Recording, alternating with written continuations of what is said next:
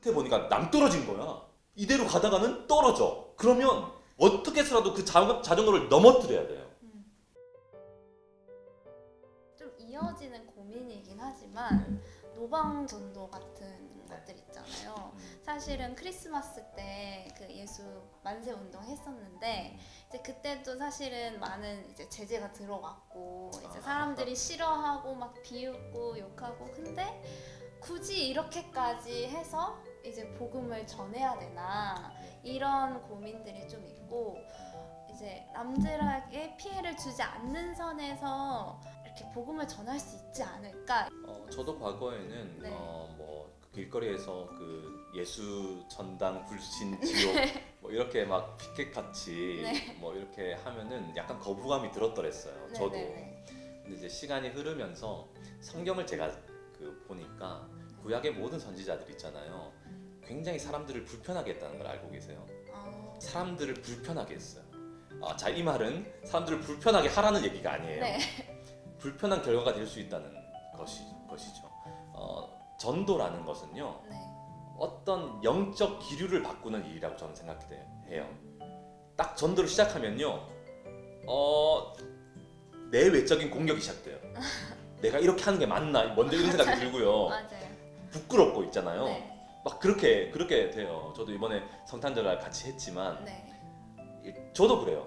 네. 사람들이 나를 어떻게 볼까?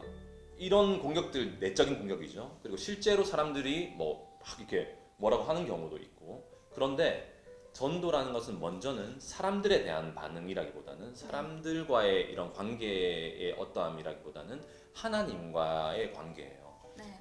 말씀에 대한 반응이에요. 때를 얻든지 못 얻든지 너는 전파하라 말씀하시면 우리는 해야 돼요. 구약의 선지자들처럼.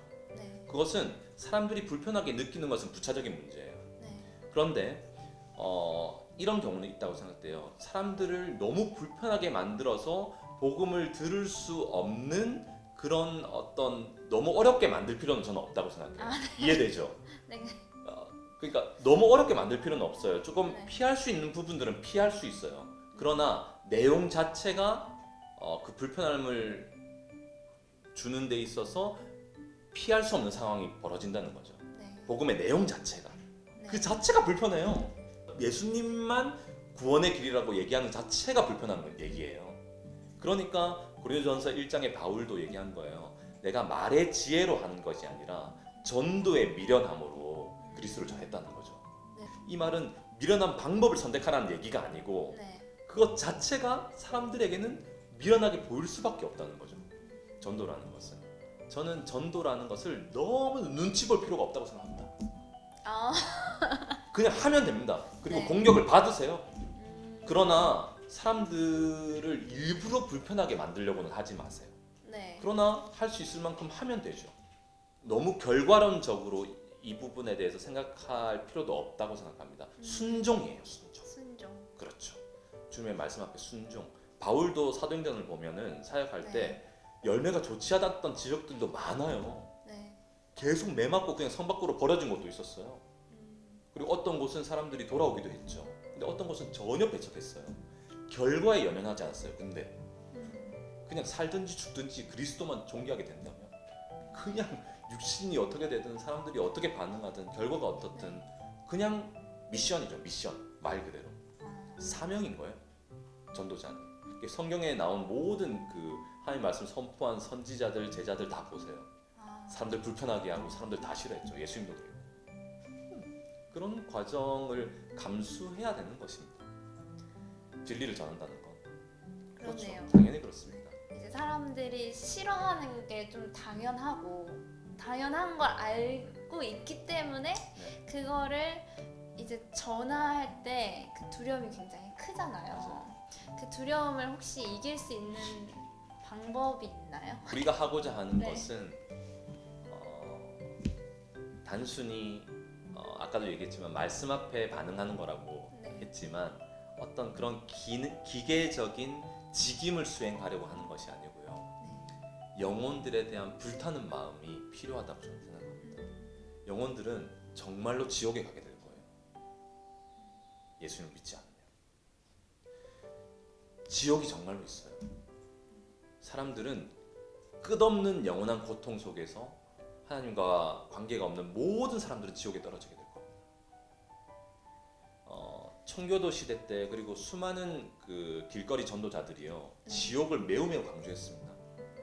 지옥에 가게 될 거라고. 죄를 버리지 않으면 지옥에 가게 될 거라고.